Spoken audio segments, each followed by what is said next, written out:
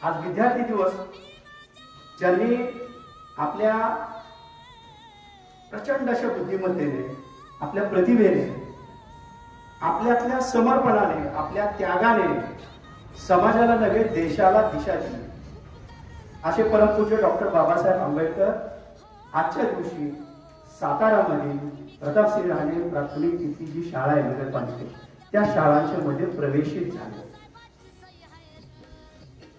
विद्यार्थी दिवस आज त्याच्या शाळेचा पहिला दिवस म्हणून आपण संपूर्ण महाराष्ट्रभर साजरा करतो.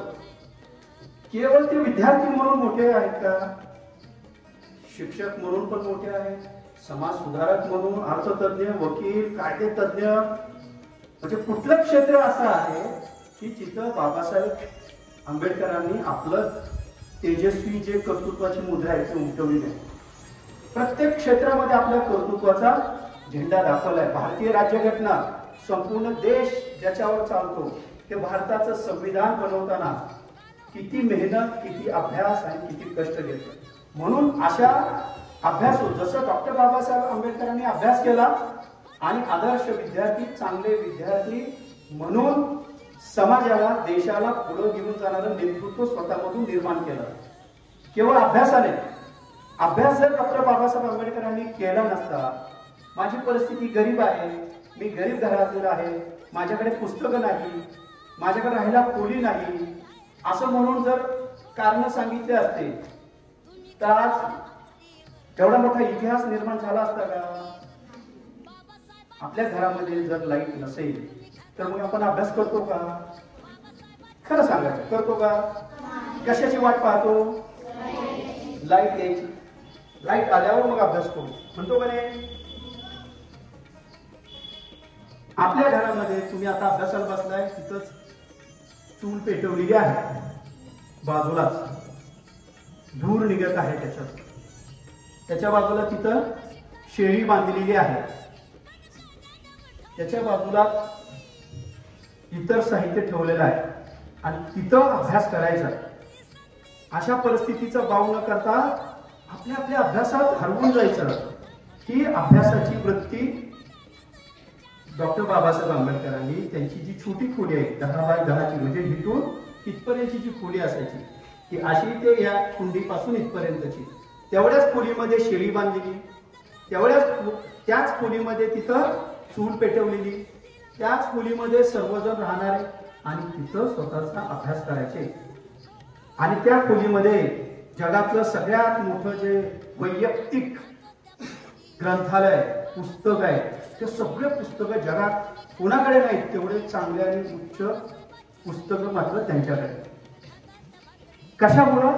अभ्यासावर प्रेम केलं, अभ्यासाची सतत चिकाटी ठेवली, अभ्यासाला सतत वेळ घेतलं. वेळ कशाचं होतं? सतत वाचनाचं, सतत चिंतनाचं, सतत अभ्यास करण्याचं. आणि म्हणून एक विद्यार्थी म्हणून तर ते सर्वांना प्रेरणादायी आहे, शिक्षक म्हणून पण प्रेरणादायी आहे, समाजाचे मोठे नेते म्हणून, देशाचे नेते म्हणून आणि एक भारतरत्न म्हणून पण ते सर्वांना प्रेरणादायी आहेत, मार्गदर्शक आहेत. म्हणून आपण सुद्धा आजच्या दिवशी केवळ पूजन केलं, भाषण केलं म्हणून आपण इथं थांबायचं नाही. आपण पण काय करणार? त्यांचं जसं पुस्तकावर प्रेम होतं, ते जसं सतत अभ्यास करायचे, ते लाईटची वाट पाहत नसायचे, ते बाजूला चूल आहे, धूर येतो म्हणून थांबत नसायचे, ते बाजूला शेळी बांधली आहे, ती घाण करते म्हणून नातं मुंडत बसत नव्हते. ते काय काय अभ्यास करायचे, परिस्थिती कशीही असू दे, सतत काय करायचा? अभ्यास करायचा, सतत वाचन करायचं, सतत अभ्यासावर प्रेम करायचं. तुम्हाला माहित आहे, ते परदेशामध्ये जेव्हा शिक्षण घ्यायला गेले तेव्हा तिथं त्या ग्रंथालयामध्ये बसून ते काय करायचे? हळूच काय करायचे? मधल्या थोड्या वेळेमध्ये भूक लागल्यावर काय करायचे? हळूच का पावाचा तुकडा असतो तो घ्यायचे, तिथं खायचे. त्या वाचनालयामध्ये, ग्रंथालयामध्ये तुम्ही कधी कधी भूक लागलं चॉकलेट गोळी काढून खाता की नाही? असे खाता का नाही? कधी कधी वर्गात खाता का नाही? पण ते परदेशातल्या त्या वाचनालयामध्ये, ग्रंथालयामध्ये बसून ते काय करायचे? मग एक दिवशी त्या ग्रंथपालाने, तिथं ज्याच्यावर जबाबदारी असते पुस्तक द्यायची, पुस्तक घ्यायची, त्यांनी त्यांना हटकलं, त्यांना विचारलं, इथं खायला परवानगी नाही. आणि तुम्ही तर खाताय, मी बघितलं तुम्हाला 2-3 वेळा. तुम्ही काय करताय? हळूच काहीतरी काढताय आणि खाताय. हे बरोबर नाही. तुम्ही इथला नियम मोडत आहात. मग डॉक्टर, त्याच्यामुळे तुम्हाला आता इथून पुढे इथं बसता येणार नाही. डॉक्टर बाबासाहेब आंबेडकरांनी त्यांना विनंती केली की माझ्याकडे, मी इथं खाण्याचं कारण, मी इथं बाहेर जाऊन कुठं खात राहिलो, त्याला वेळ घालवला, त्याच्यासाठी माझे तासभर 1.5 तास वेळ जाईल आणि तेवढा वेळ माझ्याकडे नाही. मी हे खातो ते फक्त माझा अभ्यासाचा वेळ वाया जाऊ नये म्हणून मी इथं हळूहळू गुपचूप खातो. इथं खायला परवानगी नाही, परंतु मी का खातो की माझा अभ्यासाचा वेळ आहे, तो वाया जाऊ नये. मी बाहेर जाणार कुठंतरी, इथं काहीतरी मिळवणार आणि मग खाणार आणि त्याच्यात माझा वेळ निघून जाईल. मग त्या ग्रंथपालानं त्यांना शिक्षा दिली. काय शिक्षा दिली? की उद्यापासून तुमचा डबा मी आणत जाईल, माझ्याबरोबर बसून इथं तुम्ही जेवण करत राहा. म्हणजे परदेशातला तो इंग्लिश माणूस, परंतु त्यांची ज्ञानाची, शिकण्याची, अभ्यासाची तळमळ बघून तो सुद्धा डॉक्टर बाबासाहेब आंबेडकरांवर प्रेम करू लागला. म्हणून तुम्ही सगळ्यांनी, काही पण असू दे, त्याचा वापर, मोबाईलचा वापर जास्त करायचा का पुस्तकाचा वापर जास्त करायचा? खरं सांगायचं. घरी गेल्यावर कोण कोण मोबाईल पाहताय? खरं सांगायचं, खरं बोलायचं. आपण खरं बोलत होते सगळे. एकमेकांकडे बघू नका. घरी गेल्यानंतर मोबाईल कोण कोण हातामध्ये घेतात, खरे बोलत नाहीत बघा.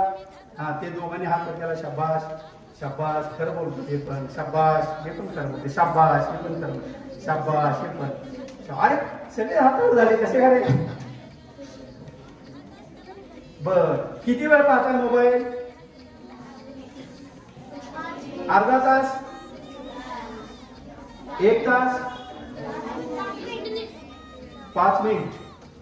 5 मिनिट कसं पाहणार आहे? जास्त पाहणार. 20 मिनिट, 30 मिनिट, हा, ते 30 मिनिट, आणखी.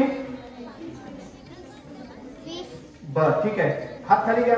आता पुस्तक कोण कोण असतं घरी गेल्यानंतर? पुस्तक घेताय सर्वजण? सर्वजण वाचन करताय? अभ्यासाचं पुस्तक नाही म्हणत मी, दुसरं पुस्तक जे तुम्हाला आवडतंय. कुणाला गोष्टी आवडतील, कुणाला कविता आवडतील, कुणाला नाटक आवडेल, कुणाला शिवाजी महाराजांचं चरित्र वाचायचं असेल, कुणाला डॉक्टर बाबासाहेब आंबेडकरांचं, सावित्रीबाईंचं, कुणाचं चरित्र आवडत असेल, ते चरित्रांची पुस्तक कुणाला आवडतात, कुणाला शास्त्रज्ञांचे आवडतात, कुणाला प्रयोगांचे आवडतात, कुणाला मेहंदीचे आवडतात. वेगवेगळे ज्याला जे आवडतात ते. म्हणून आजच्या दिवशी आपण ठरवायचं, आपण विद्यार्थी दिवस साजरा करताना डॉक्टर बाबासाहेब आंबेडकर जसं एक आदर्श चांगले विद्यार्थी म्हणून घडले, तसंच या शाळेमध्ये शिकत असताना माझे शिक्षक, माझे आई वडील मला जे सांगतात, शिकण्याबाबत मला प्रेरणा देतात, मला मदत करतात, शिकण्यासाठी मला सतत मार्गदर्शन करतात. आता आपण त्या 1ली-2रीच्या वर्गामध्ये बघितलं, आपले विद्यार्थी खूप चांगल्या पद्धतीनं वाचन करतात, खूप चांगल्या पद्धतीनं संख्या ज्ञानाचं आकलन त्यांना झालेलं आहे. खूप चांगल्या पद्धतीनं विद्यार्थी इथं शिक्षकांच्याकडून शिकवले जातात. म्हणून तुमच्या सर्व शिक्षकांसाठी सुद्धा तुम्ही एकदा जोरात टाळ्या वाजवा. तर तुमचे शिक्षक तुमच्यासाठी, कारण आपल्याला चांगले शिक्षक मिळणं ही आपली सर्वात मोठी भाग्याची गोष्ट असते.